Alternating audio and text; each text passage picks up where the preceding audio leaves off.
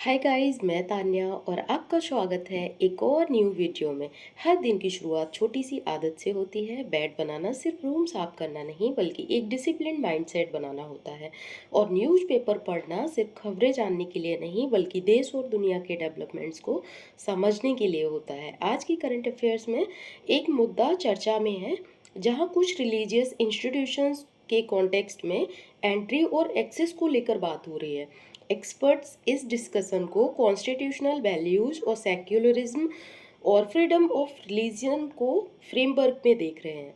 ऐसी खबरें हमें ये समझाती हैं कि ट्रेडिशन और कॉन्स्टिट्यूशनल प्रिंसिपल्स के बीच में बैलेंस बनाना कितना इम्पोर्टेंट है। इसी तरह दिन की शुरुआत अगर थोड़ी क्लियरिटी के साथ हो तो सोच भी बैलेंस्ड और अवेयर बनती है। खुद का हंसता हुआ चेहरा अगर हम शीशे में देखते हैं खुद को तो कितना अच्छा लगता है ना। रात को भिगोकर रखे हुए सीड्स को सुबह हल्का सा उबाल कर पीना, ये सिर्फ हेल्थ रूटीन नहीं बल्कि कंसिस्टेंसी की एक छोटी सी प्रैक्टिस है। यूपीएससी प्रिपरेशन में जैसे बॉडी का ख्याल जरूरी होता है वैसे ही माइंड का भी। हेल्दी रूटीन फोकस को स्टेबल रखता है। सुबह का ये टाइम मैं अक्सर रिवीजन और करंट अफेयर्स के लिए यूज़ करती हूँ। तो इस साल जो यूनियन बजट 2 दिन पहले प्रेजेंट हुआ है वो इकोनॉमी, वेलफेयर स्कीम्स और पॉलिसी डायरेक्शन के लिए इम्पोर्टेंट है। रात में मैं बजट एनालिसिस करती हूँ और सुबह में मोनाल सर की क्लास के थ्रू इसको देख रही थी।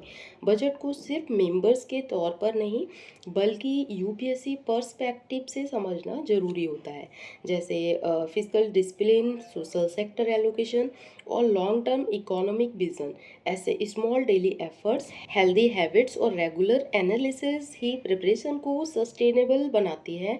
यूपीएससी के एक मैराथन है और मैराथन में पीस रूटीन से ही बनता है। और गाइस, जिसने भी मेरा चैनल अभी तक सब्सक्राइब नहीं किया है प्लीज़ गाइस सब्सक्राइब कर लो। जिसने भी मेरा चैनल सब्सक्राइब किया है उनके लिए थैंक यू सो मच, और जिन्होंने नहीं किया है उनके लिए भी thank you so much. Please guys make sure करो मेरा चैनल सब्सक्राइब करके।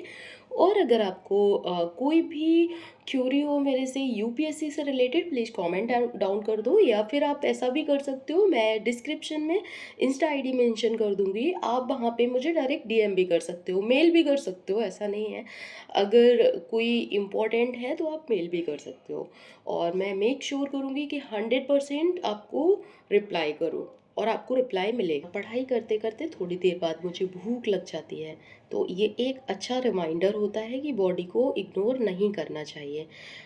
मैंने आज जो बनाया है वो पालक पराठा बनाया है, मतलब पालक को आटे में पीस लिया था, उसके बाद पनीर का पराठा बनाया, क्योंकि इससे ना पराठा थोड़ा न्यूट्रिशियस हो जाता है और पनीर प्रोटीन का अच्छा सोर्स होता है, तो एनर्जी को स्टेबल रखता है, स्पेशली जब दिन लंबा होने वाला हो। तो हेल्दी फूड का मतलब कॉम्प्लिकेटेड रेसिपी नहीं बल्कि थोड़ा सा प्लानिंग और अवेयरनेस होती है। साथ में बूंदी का रायता जो डाइजेशन के लिए लाइट और मील को कंप्लीट बना देता है। यूपीएससी प्रिपरेशन में सिर्फ बुक्स और लेक्चर्स इंपॉर्टेंट नहीं होते बल्कि ये भी ज़रूरी होता है कि बॉडी और माइंड दोनों अलाइन रहें। एक सिंपल घर का ब्रेकफास्ट दिन भर के फोकस के लिए स्ट्रॉन्ग बेस तैयार कर देता है सच में। और ये बहुत ही हेल्दी भी होता है, ऑफ कोर्स टेस्टी तो होता ही है। और ब्रेकफास्ट करते हुए ऑनलाइन इकोनॉमी की क्लास कंप्लीट करना मेरे लिए टाइम मैनेजमेंट का एक प्रैक्टिकल एग्जाम्पल है। यूपीएससी प्रिपरेशन में इकोनॉमिक्स सिर्फ एक सब्जेक्ट नहीं बल्कि पॉलिसीज, गवर्नेंस और डेली लाइफ से डायरेक्टली कनेक्टेड टॉपिक है। आज की क्लास में फोकस था बेसिक इकोनॉमिक कॉन्सेप्ट पर, जैसे ग्रोथ और डेवलपमेंट का डिफरेंस, और ये समझना कि नंबर्स के पीछे एक्चुअल इम्पैक्ट क्या होता है। इकोनॉमिक ग्रोथ तब मीनिंगफुल होती है जब उसके साथ एम्प्लॉयमेंट जनरेशन, इनकम डिस्ट्रीब्यूशन और सोशल सेक्टर इम्प्रूवमेंट भी हो। क्लास में ये भी डिस्कस होता है कि गवर्नमेंट का रोल सिर्फ स्पेंडिंग तक लिमिटेड नहीं होता बल्कि पॉलिसी फ्रेमवर्क बनाना भी होता है, ताकि प्राइवेट सेक्टर और सोसाइटी दोनों को डायरेक्शन मिले। ब्रेकफास्ट जैसे और डेली रूटीन के साथ इस तरह की क्लासेस प्रिपरेशन को हैवी नहीं बनने देती है। इकोनॉमिक्स को यूपीएससी पर्सपेक्टिव से पढ़ने का मतलब है इन्फ्लेशन का इम्पैक्ट कॉमन पीपल पर, फिजिकल डिसिप्लिन का लॉन्ग टर्म इफेक्ट और वेलफेयर स्कीम्स की सस्टेनेबिलिटी।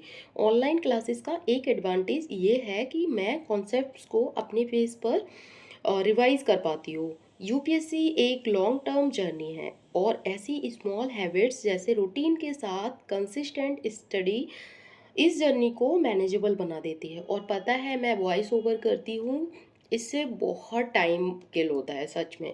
अच्छा, मेरे पास माइक नहीं है, मैंने पहले भी बताया था, और आप लोग मुझे सपोर्ट नहीं कर रहे हो। जब आप लोग मुझे सपोर्ट करोगे तो मैं जल्दी से जाके माइक ले लूँगी, क्योंकि मेरी इनकम जनरेट हो जाएगी।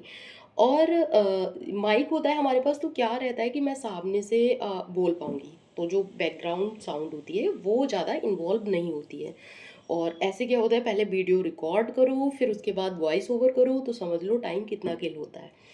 बट स्टिल मैं कंटिन्यू करूँगी और अच्छे से मेहनत करूँगी, जिससे मैं एक ग्रोथ लेकर आऊँ अपने यूट्यूब चैनल पर। और आप मेक श्योर करना प्लीज़ गाइज कि आप मुझे सब्सक्राइब करो, प्लीज़ प्लीज़ प्लीज़, आप मुझे सब्सक्राइब ज़्यादा से ज़्यादा करना।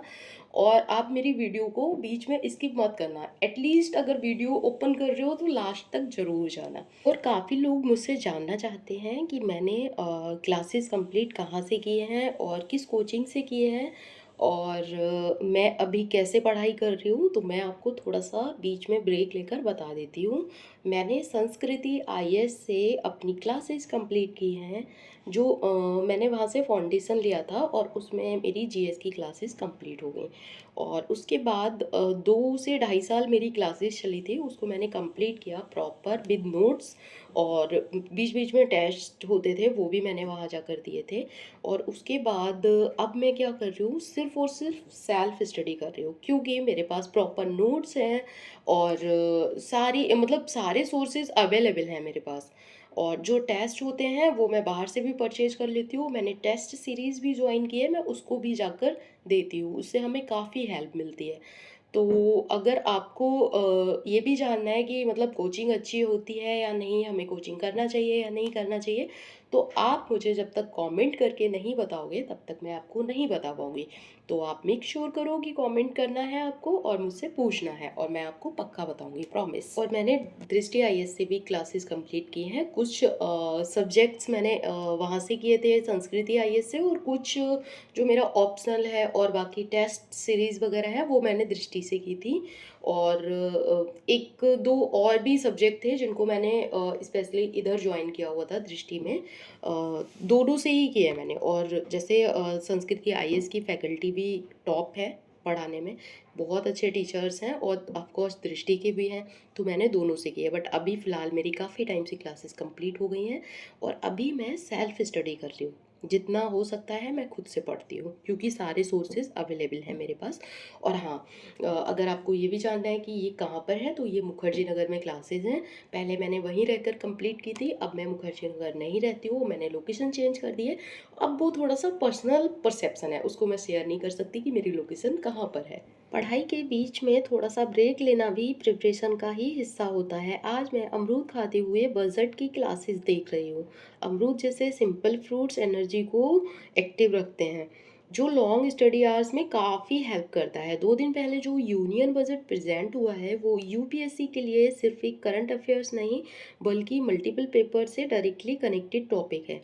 इस क्लास में बजट को मुरनाल सर की क्लास के थ्रू समझ रही हूँ, जहाँ फोकस होता है कॉन्सेप्चुअल क्लैरिटी पर, ना कि सिर्फ फिगर्स या अनाउंसमेंट्स पर।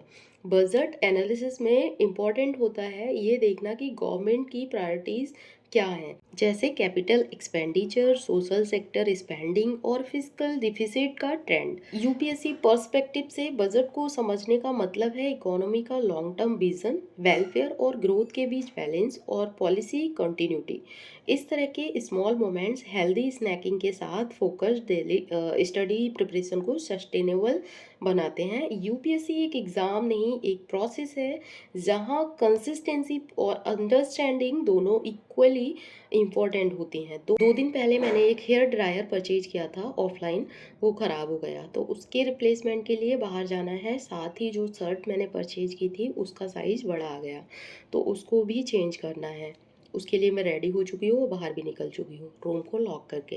बाहर निकलते ही थोड़ा ट्रैफिक मिल गया, पर ये भी डेली रूटीन का ही हिस्सा है। और शर्ट चेंज करनी थी, ऑप्शन काफ़ी थे और ऑनेस्टली थोड़ा कंफ्यूज भी हो गई थी कि कौन सा बेटर रहेगा। ज़्यादा सोचने की बजाय मैंने एक सिंपल ऑप्शन चूज कर लिया और यहाँ का काम कंप्लीट हो गया। उसके बाद सीधा हेयर ड्रायर वाली शॉप पे पहुंच गई। जो ड्रायर 2 दिन पहले ख़राब हो गया था, उसका रिप्लेसमेंट हो गया और आज की ये प्रॉब्लम भी सॉल्व हुई और दिन काफ़ी प्रोडक्टिव रहा। और वैसे मैं यूजुअली पानी पूरी नहीं खाती हूँ, पर मेरी फ्रेंड ने मुझे बोला तू जब पानी पूरी खाएगी तभी मैं स्कूटी ड्राइव करूँगी। तो मैंने ये चैलेंज एक्सेप्ट किया, वही खाई पानी पूरी। और यहाँ पर आज का ब्लॉग एंड होता है। अगर वीडियो पसंद आया हो तो लाइक शेयर और चैनल को सब्सक्राइब करना बिल्कुल मत भूलना। Thanks for watching this video. Bye, मिलते हैं नेक्स्ट वीडियो।